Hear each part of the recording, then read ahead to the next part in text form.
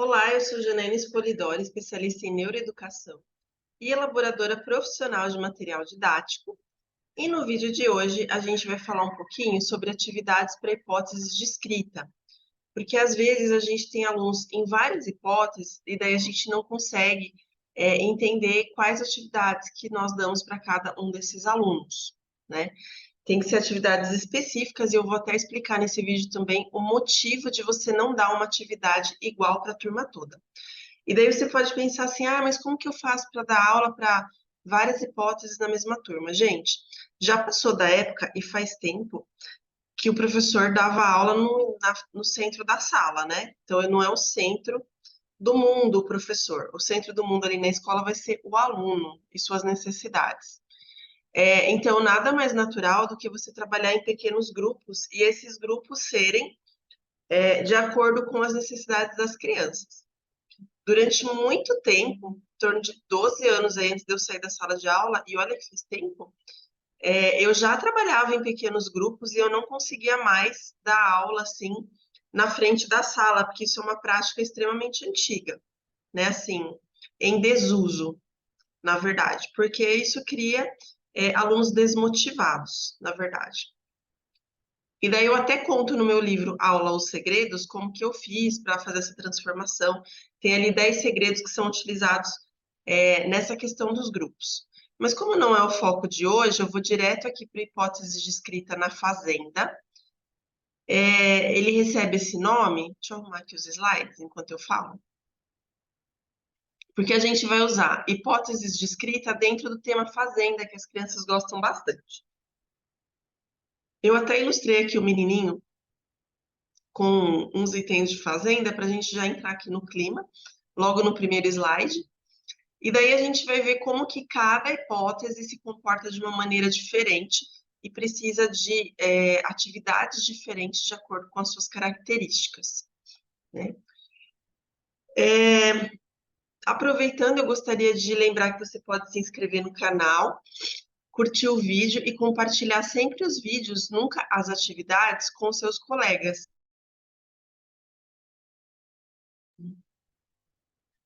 Uma paradinha estratégica aí para alergia, né?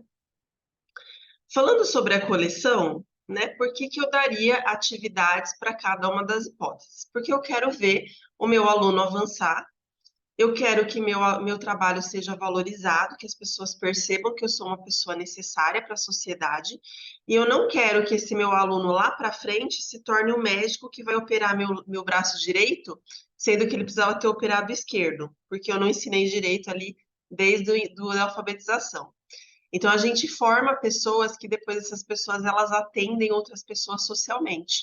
Por isso a gente tem que ter uma responsabilidade aí diferente de tantas outras profissões, não que as outras não tenham responsabilidades, mas a nossa responsabilidade é com o futuro, tanto dos outros quanto nossos mesmo, porque feitiço pode virar contra o feiticeiro, né? Então, por que ter atividades para cada hipótese? Primeiro, porque, assim, dentro do mesmo tema, né, tô dizendo, aí todos os temas são fazenda, e vejam que tem um evolutivo de pré-silábico até alfabético, né?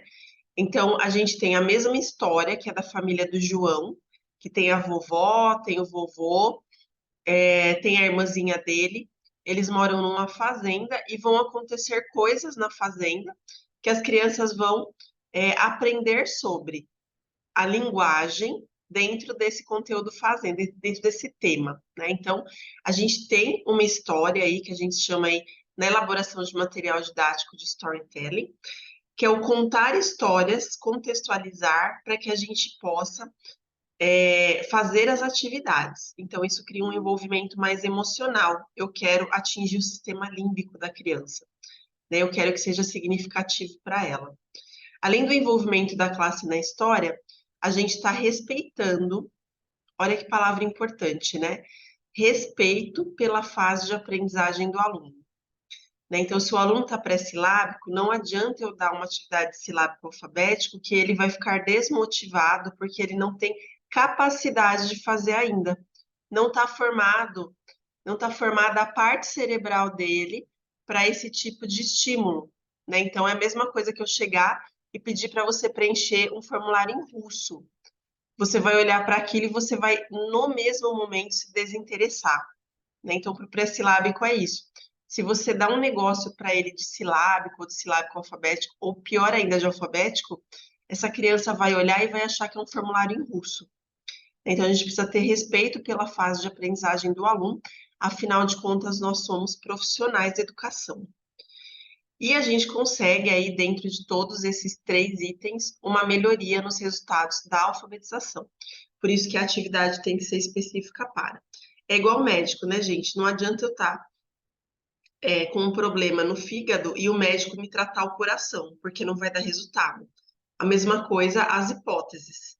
Não adianta a criança estar silábico-alfabética e eu dar uma atividade pré-silábico que ela vai fazer em 2 segundos e não vai aprender nada, porque ela já sabia aquilo, né? Então, a gente tem que saber dosar. E no final, eu vou até falar para vocês uma coisa importante, porque agora a gente já desenvolveu aqui no Grupo Sporidora de Educação a sondagem de hipótese de escrita automática, né? Então, a gente conseguiu trazer a inteligência artificial para que você tenha o resultado instantâneo da sondagem de hipótese de escrita. Vou falar mais no final do vídeo, porque não é o tema do vídeo. Mas aí, se eu não falei, daí vocês me lembram nos comentários. Eu vou até anotar aqui, peraí.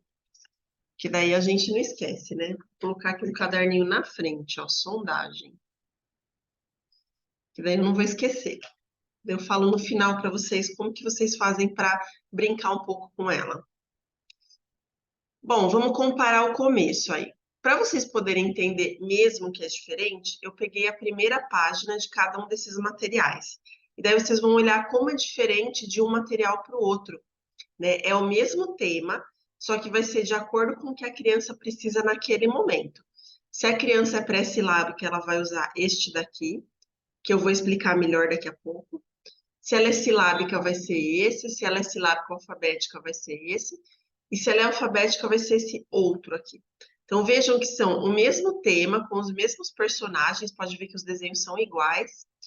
Só que a gente vai trabalhar de acordo com o que a criança consegue naquele momento. Então, é de acordo com a zona de desenvolvimento proximal, né? Então, a gente tem a zona real, que é o que ela já consegue, e a proximal é onde eu quero chegar. Então, essas atividades estão de acordo com o que a gente aprende até ali na faculdade, né? Então, para isso que a gente aprende Vygotsky, para a gente poder aplicar na sala de aula. E a gente aplica percebendo as hipóteses de escrita. Agora, vamos explorar um por um.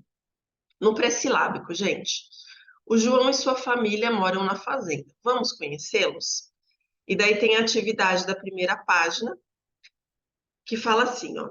Observe os nomes dos integrantes da família e pinte a letra inicial de cada, porque eu quero que a criança identifique a letra e a posição em que ela está.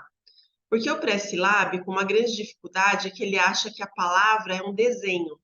Ele não consegue distinguir letra por letra e nem o olho dele consegue fazer isso. Então, é super importante que ele consiga enxergar unidades mínimas, que são as letras. Para que isso seja possível, eu preciso de uma identificação e também de uma posição, para ele começar a perceber que as letras têm posição na palavra. Então, isso vai ser super importante para o pré-silábico. E lembrando também que a posição está ali dentro do repertório de alfabetização. Então, ele é um pré-alfabetização, né? Sem isso, a criança não avança. E às vezes ela avança para silábico sem isso, e daí vai ser aquele silábico capenga, que não consegue avançar, vai ser o silábico convicto. Por isso que é importantíssimo aí a gente ter noção disso. Aqui está a página inteira, ali eu coloquei só um recorte, né? E vejam que eu dei a referência, foi dada a referência ali na página, na atividade 1, dos nomes dos integrantes da família. Na verdade, é como a gente vai chamar, né? Porque a vovó tem um nome, naturalmente, mas a gente vai chamar ela de vovó na história, tá? E na atividade 2, eu vou pegar os mesmos nomes, só que eu vou colocar uma letra a mais, para as crianças poderem identificar a forma da letra. Então, elas vão usar estratégias como contagem de letras, identificação visual, para elas poderem anotar ali qual que é a letra intrusa e depois reescrever. Então, elas vão ter aí toda uma atividade sensorial. É super importante porque na parte dos pré-silábicos, a gente também vai trabalhar com outros temas dentro da fazenda, como os animais e Cada um dos animais tem um nome, né? A gente tem a vaca Dolores, a galinha Gertrudes, e a gente vai ter um material aí com 15 páginas, que vai apresentar animais da fazenda, plantações e sabores, porque também vai trabalhar essa parte, e as atividades vão ser funcionais para a hipótese pré-silábica. Já no caso do silábico, como aquela primeira página não é ilustrada, eu peguei uma outra página do material, tá, gente? Acho que é a segunda atividade. Recorte e cole os nomes dos animais, depois complete as letras que estão faltando. Pinte cada borda com uma cor diferente. Então, aqui a gente tem um processo mental de comparação, que a criança vai comparar, ela vai ter que achar um jeito de comparar a escrita completa com a escrita parcial.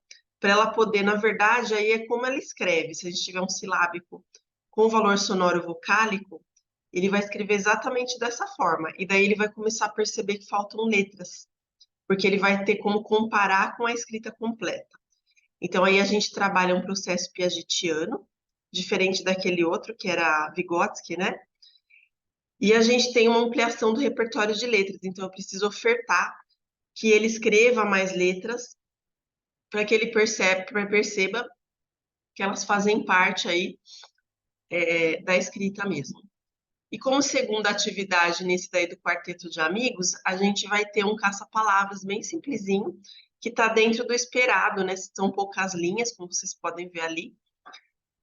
As palavras estão da esquerda para a direita, que é um pré-requisito para trabalho com silábico.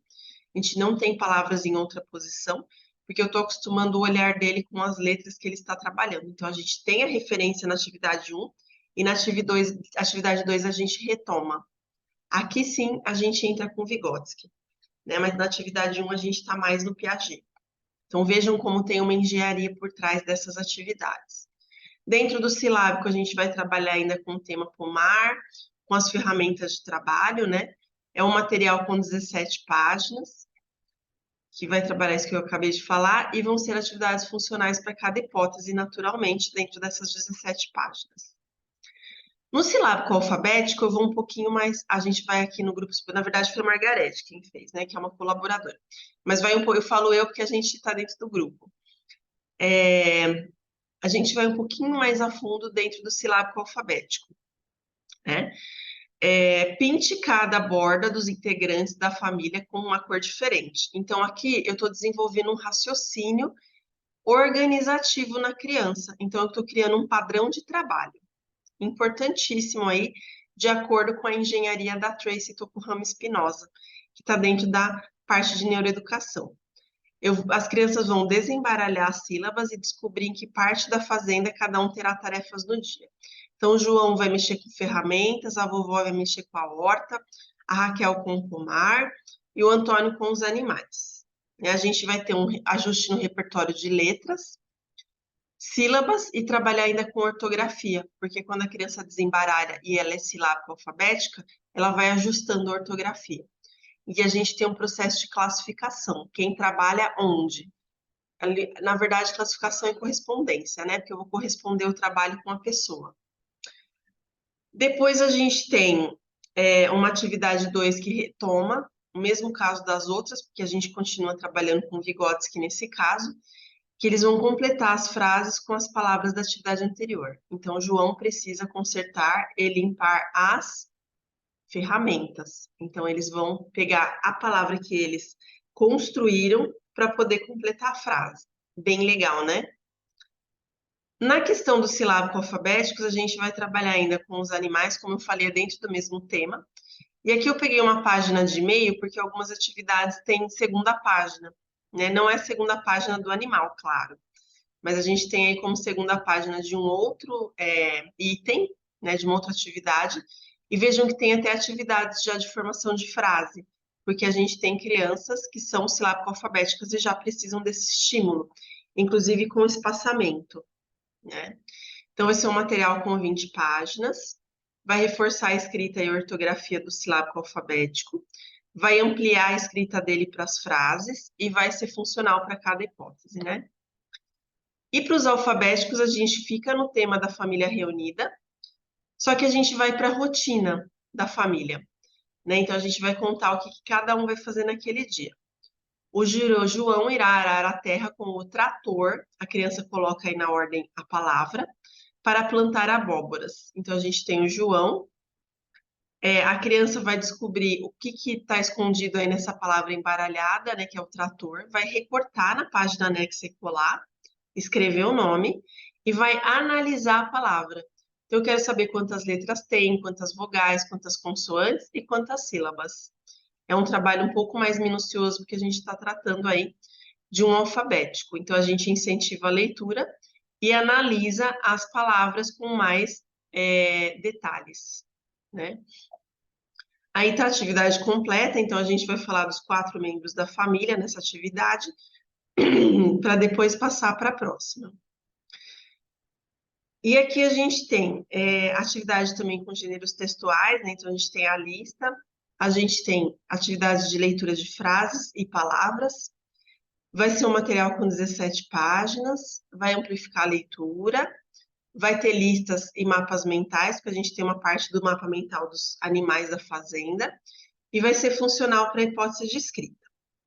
Recadinhos finais, gente. Se você gostou desse material, acha que é perfeito aí para sua sala de aula, você pode clicar no link embaixo do vídeo, no resumo, que vai ter lá escrito materiais da fazenda ou algo do tipo. Você clica no link e vai direto para o material para ver o preço, mais amostras ali no site, além do que eu mostrei, e os detalhes, né? Daí eu tinha prometido para vocês que eu ia falar sobre a sondagem automática. Muitas vezes, gente, o professor ele tem dificuldade de fazer a sondagem, porque não é um processo fácil. A gente tem que pegar, separar o aluno, fazer a sondagem individual. Eu sei porque eu já fiz isso com até 36 alunos numa sala, tá? Que daí já vai começar aquela, porque eu tenho 30, porque eu tenho 28. Não tem problema, gente. Aliás, se você trabalhar em grupinhos, você vai ver que não tem problema mesmo, né? Tem problema para quem dá aula para a sala toda de uma vez, uma única atividade. Mas quando você trabalha em grupinhos produtivos, as crianças ficam interessadas. Isso se você escolhe a atividade adequada, né? Não aqueles lixos gratuitos da internet, que são feitos por pessoas não aptas aí, porque vamos lembrar que para você elaborar uma atividade, você tem que ter todo um estudo. A faculdade de pedagogia não prepara ninguém para fazer atividade pedagógica. Você tem que ter um curso específico para isso. Por isso que a gente tem até o curso de elaboração, que lembrando agora, eu também vou deixar no resumo do vídeo, se você tiver interesse em trabalhar com elaboração de material didático ou melhorar até a aprendizagem dos seus alunos, porque o curso faz isso também, você pode falar com a Cirlei e pedir mais informações, porque logo começa a pré-venda, que é quando está mais barato o curso, né? É um curso aí anual, tá? Então, as pessoas não estão aptas, se você usar qualquer atividade que você vê na frente, essas que rolam em grupo, sabe, esse tipo de coisa, não vai dar resultado, né? Você vai continuar ficando louco na sala de aula e não vai ver os seus alunos motivados. Na verdade, você vai trabalhar o triplo, é a quantidade, não a qualidade, né? Então, a gente criou um aplicativo no Grupo Expolidora de Educação, que ele te dá instantaneamente a hipótese do seu aluno. Então, sim, você tem que aplicar a sondagem, mas em lugar de analisar e fazer o relatório, o gráfico, o que for que você precisa para o conselho, o aplicativo faz automático para você em alguns segundos, né? E daí, se você ficou interessado, eu vou mostrar para vocês como que... Eu vou mostrar aqui pelo computador, tá? Porque a gente está no computador. Vou entrar no Google, mas você pode procurar na Play Store. Na Apple Store, gente, vai estar também, mas ainda não está a versão lá, porque a gente está com últimos ajustes por enquanto. A gente está no dia 12/9 de 2023. Eu acredito que em torno de uma semana, máximo 10 dias, a gente consiga estar com esse aplicativo na Apple também. Vou colocar aqui no Google, ó, vou colocar Play Store, mas você pode pegar direto no seu celular, porque é lá que você vai usar. E lá na Play Store, para você encontrar o nosso aplicativo e brincar com ele, porque ele tem a versão gratuita e a versão paga. Então, você pode também utilizar a versão gratuita, né? Deixa eu só tirar da frente aqui. A gente vai digitar aqui na busca Ada. Ada é um nome de mulher, então ele é fácil de lembrar. E ele quer dizer, são as iniciais de aplicativo da alfabetização, tá? Então, é a da alfabetização. Digitando isso, quando eu dou Enter, você já vai encontrar o nosso app. Olha, ADA, aplicativo da alfabetização. E daí aqui tem algumas telas, né, para você ver como que é. Mas o legal mesmo tá ali dentro, porque ali dentro você consegue, aqui tem um tutorial, né? Dentro do aplicativo você consegue ver as telas de sondagem, tem as listas para você aplicar nos alunos, tem como colocar o nome do seu aluno, então é bem bacana. Eu vou fazer o seguinte, eu vou facilitar a vida de vocês. Eu vou deixar o link do material da Fazenda embaixo do resumo do vídeo. Eu vou deixar o contato da Cirlei, do curso de elaboração para quem tiver interesse. E eu vou deixar o link direto do aplicativo. Então, se você tiver interesse no aplicativo, quiser dar uma olhada, instalar, mexer um pouquinho para ver como que é, também é bacana. No caso do aplicativo, se você tiver alguma dúvida, você pode usar o mesmo contato da Cirlei, né? Para você poder tirar sua dúvida. Embora seja intuitiva e autônomo, né? Mas tem algumas pessoas que têm um pouco de mais dificuldade com a tecnologia. Mas depois desse aplicativo aí, eu acho que vocês vão ter menos dificuldade, porque assim, ele é tão útil que vocês vão até esquecer que estão com dificuldade com tecnologia, porque eles fazem para você o trabalho, esses aplicativos, né? Espero que vocês tenham gostado do vídeo de hoje e até nosso próximo encontro aqui no canal Janaína Polidori.